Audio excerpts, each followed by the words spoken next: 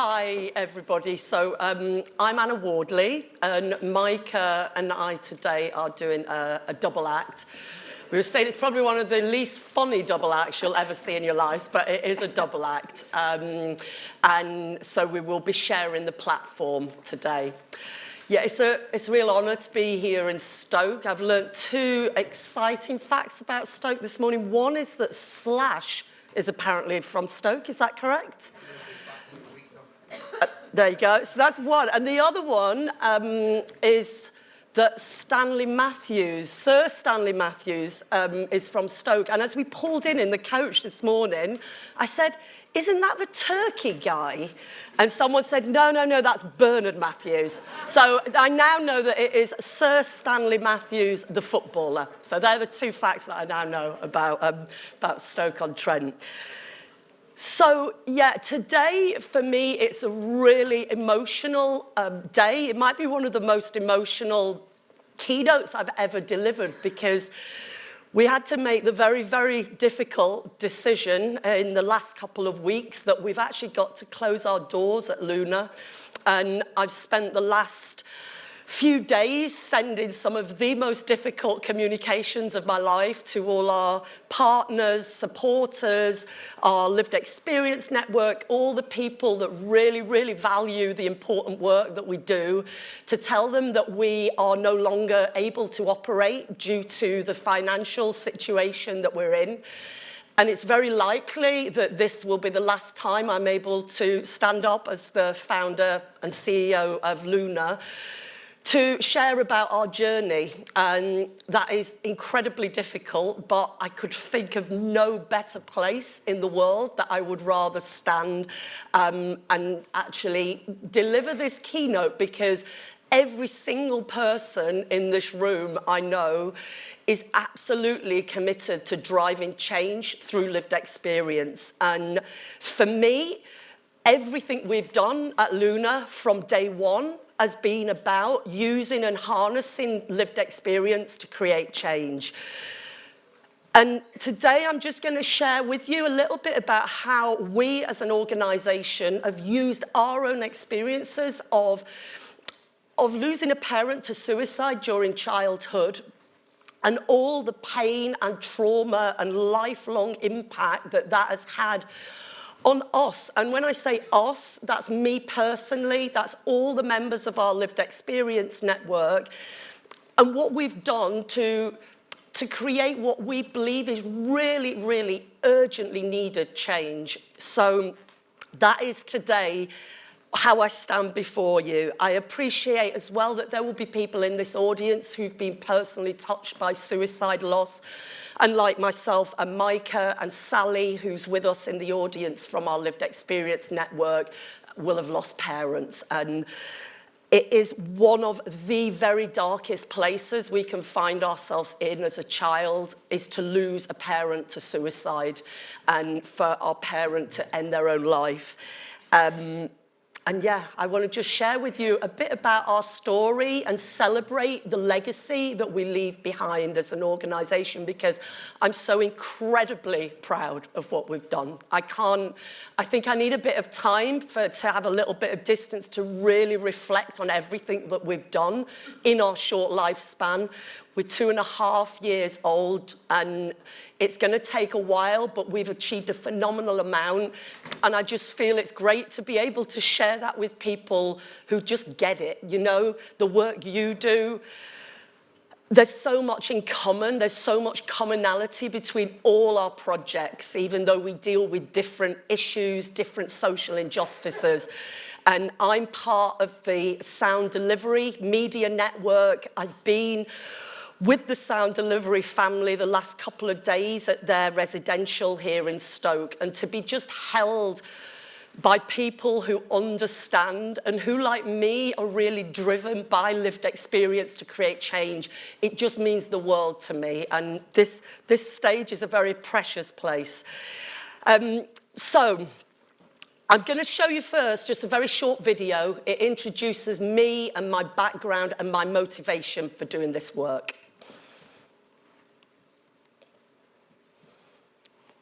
We need sound. Should be, sir. Oh, stand by. There was yesterday. Hang on, let's see. Stand by.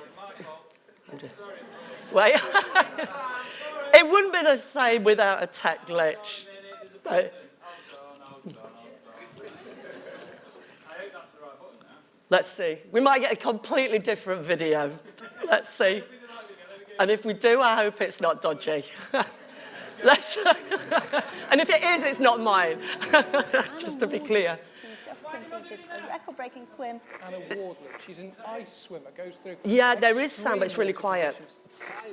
I'm going to narrate it for you all. Nobody's attempted this swim before. This is me doing lots of swimming. It was tough, but it was an absolutely phenomenal experience. It's a real epic feat of human endurance. Courage comes in many forms, and people look at me and they think I'm so courageous, and they say you're so brave. And to me, there's things in my life that I've been through that have required a lot more bravery than that. I lost my father when I was 9 years. It's all right. What is this? This is the problem I had yesterday, and we fixed it. So what's the problem now? Why are you doing it again? I'm so glad I'm not responsible for it's like the most stressful thing, but it's great when it's not your own, that I don't have to fix it. But honestly, don't worry about it. If you just... We're going to go for third time lucky. Anna Wardley, she's just completed a record-breaking It's doing the swim. same thing. Anna Wardley, she's an ice swimmer, goes through extreme water conditions. 5 islands, 150 miles, one swimmer. Nobody's attempted this swim before. Good luck. I know you're raising a huge amount of money for charity as well. It was tough, but it was an absolutely phenomenal experience. It's a real epic feat of human endurance. Courage comes in many forms, and people look at me and they think I'm so courageous, and they say you're so brave. And to me, there's things in my life that I've been through that have required a lot more bravery than that. I lost my father when I was 9 years old. He took his own life, and that's had a really profound impact. Over the last years, I've been doing endurance swims around the world, and part of my motivation to do that was to try and break down some of the stigma that surrounds suicide and mental health issues.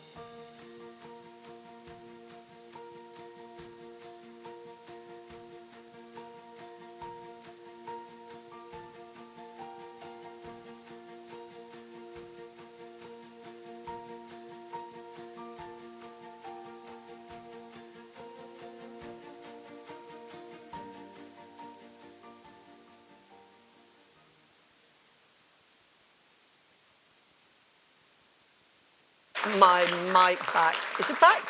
You getting me? Yeah, so that's just a little bit of background. And for me, resilience in the water, to be doing these swims, you know, more than 100 kilometers, 26 and a half hours, non-stop swimming. I know that I drew a lot of my kind of inner strength from what I'd survived in childhood and knowing what I'd lived through and the adversity that I'd overcome in my life. And by God, I've needed a lot of it running Luna as well. I don't think anybody ever estimates quite how tough it is to run organisations in this space. And even with all the passion in the world, it can be as tough as swimming the English Channel, that's for sure. So our story at Luna, as you saw, it very much born out of my experience losing my dad to suicide. I was 9 years old when he ended his life. There was no support available. Nobody spoke about it. And I really suffered in the long term in terms of my mental health. And I wanted to make things different. I wanted to know that now, nearly 40 years later, that things had changed, that this like woeful inadequacy had changed. And what I discovered was actually nothing had changed. There was so little change. So what I did was I applied to do a Churchill Fellowship, an amazing opportunity, and I just really always encourage people to do this. They'll fund you to go to different parts of the world to hunt down examples of where they're doing things better than we're doing it in the UK, so that we can then bring back those ideas, the inspiration, those models of best practice, so that we can learn from that and improve what we're doing here in the UK. So I went to Australia, the USA, and Scandinavia over 2 years. When I got back, I published my report called Time to Count, because I really thought it was time. Children bereaved by parental suicide, we really needed to count. And I set up Luna to implement the recommendations in that report. One of the really important things was around training people who work with children and young people day to day, so that they know what to do, because what everybody was telling us is, we just don't really know what to do. We think it's probably best to just not mention it and not say anything. We don't want to re-traumatize them. And what people didn't realize is that silence, that deafening silence, was actually causing more harm than actually saying the wrong thing. So that's where Luna was born, out of that research. And this picture here is at our first anniversary, so 1 year into our journey. And the first thing I did was set up our lived experience network, because although I knew my experience was really valid, I was one person, and I wanted to make sure we were hearing all the voices, as many as we could, of people who'd lost a parent to suicide in childhood. So these are some of the members at our first anniversary event in London. So, and our logo, our strapline, finding light in the darkness, for us it was about shining a light on a group of people that had just been invisible for too long. That's what our mission, and I know Luna's light will definitely shine on.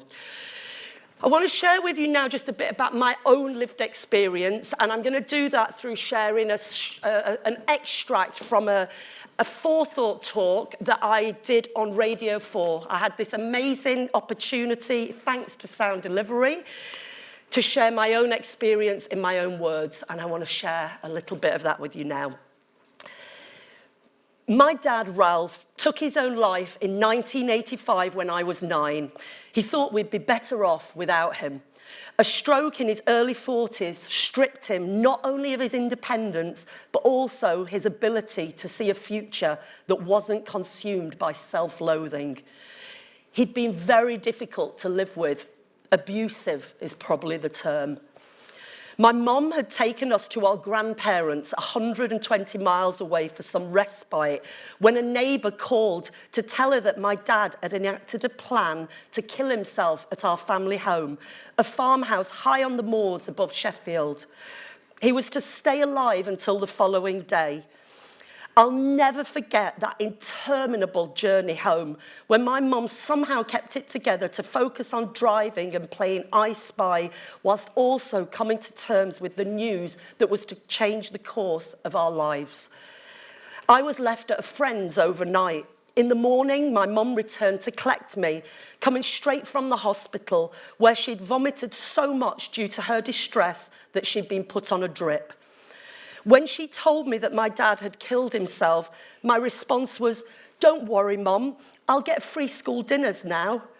And that reaction, along with my outward success, has often been cited as evidence that I wasn't affected. But I was trying to make things better for my mum, the person who's taught me everything I know about never giving up. Now, I know that it's really common for children left behind after suicide to hide their own feelings to minimise the distress for their surviving and often deeply traumatised parent. But then I'd never even heard the word suicide before. I didn't know anyone whose parent had killed themselves, or anyone else for that matter. I didn't even know that that was a thing that people did. When I went back to school after the summer holidays, I felt completely different to everyone else, as if no one in the world had ever experienced what I had, that I wasn't worth staying alive for. I focused on doing well at school, something that I could control when I could control little else in my life.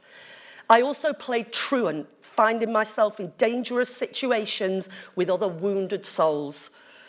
Secretly, I went to Sheffield City Library to try to understand what had happened, reading academic psychology books on suicide when I was just 10 years old, looking for clues as to why my dad had ended his own life when all my friends' dads were still there to see them grow up.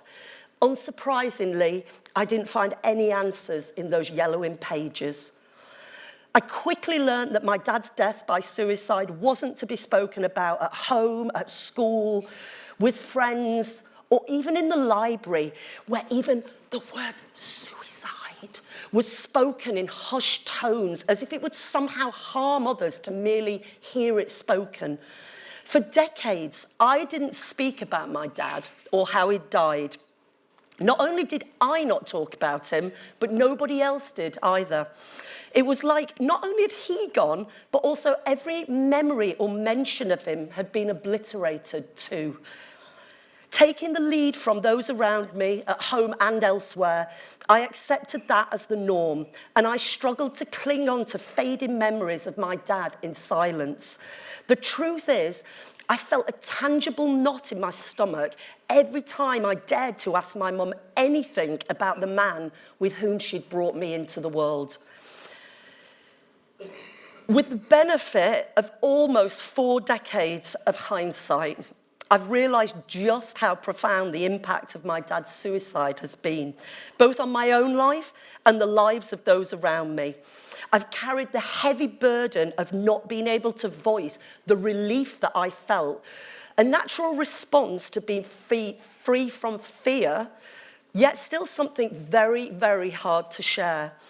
I've battled severe bouts of depression and anxiety, struggled to form healthy relationships, and numbed out the pain and shame of the unspoken with substances, all-consuming work, and endurance sport. Although there's been a degree of destigmatization around some mental health issues, there remains a persistent taboo around someone with children ending their own life. Our failure to talk about parental suicide doesn't stop it happening. And we know that across the UK each year, countless thousands of children are left, like me, to cope with the lifelong impact of a parent taking their own life. Thank you.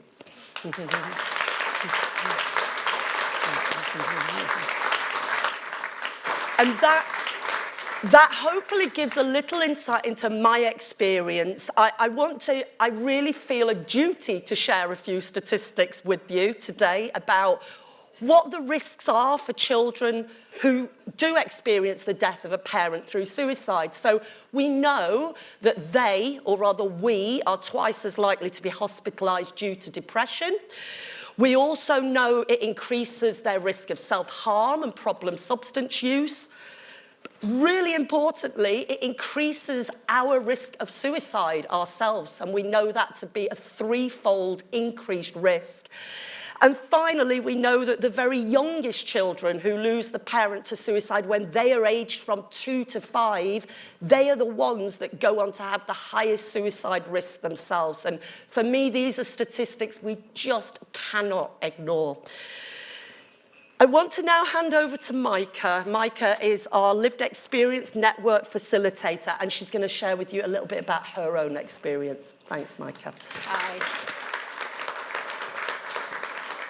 So I first came across this amazing woman and the Luna Foundation on the Churchill Fellowship website, and I was immediately drawn in because here was an organisation that was doing work to protect the child that I had been.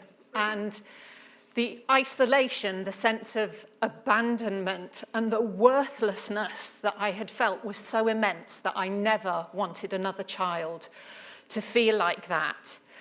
The members of the Luna Lived Experience Network, who I've been facilitating for the last 6 months, are all drawn together by their shared experience of losing a parent to suicide as a child. And they are a font of knowledge that really needs to be heard. So in the last 6 months, we've been supporting other organisations, charities, studies with the lived experience of this group of people. And the amazing thing about that is that the work and the studies that are being carried out are based on lived experience, not on theoretical hypotheses. So I've also been involved in co-delivering Luna's training programme for professionals, most recently here in Stoke. And the feedback we always get is that the lived experience is the most powerful part of that, because it's real. The stories are sadly real. And I'm going to share a little bit from my own story, which I finally, after 20 years of wanting to write it, had the courage to write last year. So I was 11. My dad called me into the living room. My mum was sat on the sofa and she wouldn't look at me. Her eyes were turned to the floor. My dad stood in the centre of the room and bluntly told me he was going to kill himself. His cheeks were saggy and wet from crying and his eyes sad and tired. Life was too much for him, he said. Although I can't remember his exact words, one thing was clear. Staying alive was too painful for him. It was a surreal moment, to say the least. I didn't get upset. As with all the weird things that occurred in my childhood, I just continued as if they were the most ordinary thing in the world, shutting down on my feelings and on myself. I sometimes wonder if it was a strange act of defiance. I should be upset, but damn you, you're not going to break me. Or maybe I was copying the unemotional behaviour of my mother. I don't remember her giving away any of what she was feeling. There was no pleading him not to, no ringing someone to help, just a resignation and an acceptance of the situation. The plan, he said, was that he would do it that evening. I was told to say goodbye. I hugged him, thinking how strange it was that this would be the last time. Although my relationship with my dad was complicated, he was my dad. I loved him. Dad seemed distracted, though, seemingly more interested in my mum's reaction to the situation than saying goodbye to me. Was he hoping she would intervene, or at least show some modicum of feeling? The plan was that my mum and I would go and stay with her friend Celia for the night, while my dad killed himself. It seems ridiculous to write this or to say it out loud in this matter-of-fact way, but that's what I was presented with. And I just did as I was told, because they were my parents. They knew best, surely. Also, what was the alternative? To run out of the flat screaming? I was due to sit my first ballet exam the following day. So before we went to Celia's, I bundled my ballet gear into a bag. The idea of forward planning for a ballet exam I'd be expected to sit when my dad was dead is ludicrous. But again, that's what I was told to do. I was numb, acting on autopilot, as I so often did with the heightened emotions in our house. As we walked to Celia's, we chatted about my ballet exam and what was going on at school and my hopes for secondary school. No mention was made of what was going on at the flat. As it so often was with my family, not discussing things meant that they weren't happening and therefore could be ignored. However, I wondered, how was he going to do it? Before we left the flat, I'd seen a big bottle of Johnny Walker Red Label on the table, which was unusual as we never normally had alcohol in the house. Was that significant? I also wondered when he was going to do it. As soon as we left the house? Had he done it already? Was my dad already dead? We arrived at Celia's and instantly her behaviour towards me was different. She cuddled me where previously I'd never had any physical contact with her.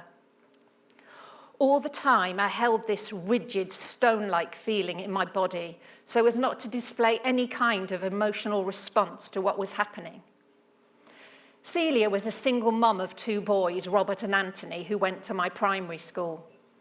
I went upstairs to watch television with them. Robert was my age, but Anthony was a year or 2 older. I'd always had a bit of a secret crush on him. He was tall and thin with masses of black hair, not an athletic type, but sophisticated. He had an air of self-contained calm about him. Usually we'd sit and chat, or Robert and I would do experiments with his chemistry set, holding matches to flammable aerosol cans in the basement. Today, however, the 3 of us just sat and watched television in silence. It was a great escape from having to talk or feel. Still, I didn't cry. It had always been an unspoken rule in our house to keep up appearances. But did it really matter now? Was I expected to be emotional? I wondered what Celia had told the boys, because it was like they didn't know how to act around me. That night, I slept with my mum on a sofa bed in Celia's living room. I don't know how it came up, but we discussed whether my mum could get into trouble for leaving my dad knowing what his plan was. Could she be arrested? She wasn't sure. Potentially, I could lose both my parents in one day. My dad dead and my mum in prison. Even when faced with this possibility, I maintained my emotionless state. It must have taken so much effort to contain that level of self-control. It was early in the morning when my dad phoned. My mum answered. He was not dead. Mum told me whatever he tried to do, it hadn't worked, and I wasn't sure how to react to this news. It wasn't like he'd had second thoughts. He'd gone ahead with his intention, and it was only luck or bad planning that had kept him alive. I carried on as if nothing had happened and went to sit my ballet exam. My mum came into the dance school with me and helped me change, which was unusual. Was she expecting a breakdown that never came? There were only 2 options open to me that day: to continue with no expression, or to give in to an avalanche of emotion. This would become a theme in my behaviour and my interpretation of situations, remaining rigid and self-contained, or being overly emotional. When we got back to the flat after my exam, the focus wasn't on what my dad had been up to and how we were going to move forward. Instead, there was a lot of stress because my dad had posted suicide notes to friends and family in the Netherlands to say goodbye. However, as his plan hadn't worked, he needed to retrieve the letters. Mum and Dad went out to the letterbox he'd put them in and stood there waiting for the postman. When he arrived, they tried to talk him into returning them. They managed to get them all back, apart from the ones for my mum's parents, who they then phoned, making them promise not to open the letter when it arrived.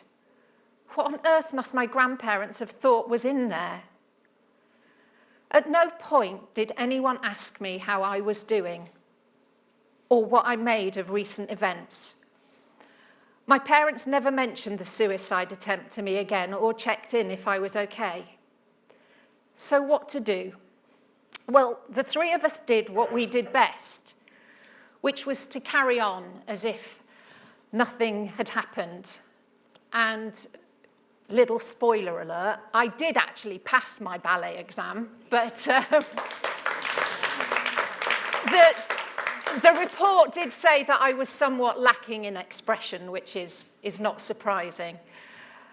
My dad went on to make 2 further attempts on his own life that I know of, one when I was 18 and one when I was 21, when he did pass away. And I went into my 20s really struggling. I couldn't hold down a relationship. I was doing a lot of risk-taking behaviour. I didn't have any sense of respect for myself, and I really didn't have any sense of self-worth. And it wasn't until I started having counselling and that I started practicing yoga, that I really started to get a sense of I am. And that's kind of my mantra. I am. And it doesn't matter what I am. Sometimes I'm sad, sometimes I'm happy, but I am. And it is okay for me to exist, to take up space, to feel. And yeah, I want to thank everyone in the room just for listening, for doing everything you do. I am really early on in my speaking life, so to speak, and thank you, Anna, for letting me take the stage with you. I've got two things I just want to share with you. I'm really conscious that we're just over the time, but I just want to share with you just a little bit about our impact. I'm not going to read anything here, but we've trained over 700 professionals now, including here in Stoke-on-Trent. We've produced policies for education settings around suicide bereavement. We've done some really, really important work. And in terms of our legacy, I kind of know that Luna's light will shine on, because I think once you have shone a light on things that have been in the darkness for so long, you can't really turn that light off. And my one hope is that what we create through our ending, and I know we find endings so difficult in every respect, but I hope what we leave is a fertile void. That's what I want us to leave, and I want to see it's kind of green shoots coming up from the work that we've done at Luna. So yeah, if anything you can do through your work and your conversations to kind of go into that fertile void, that would mean the world to us. Thank you. Thanks.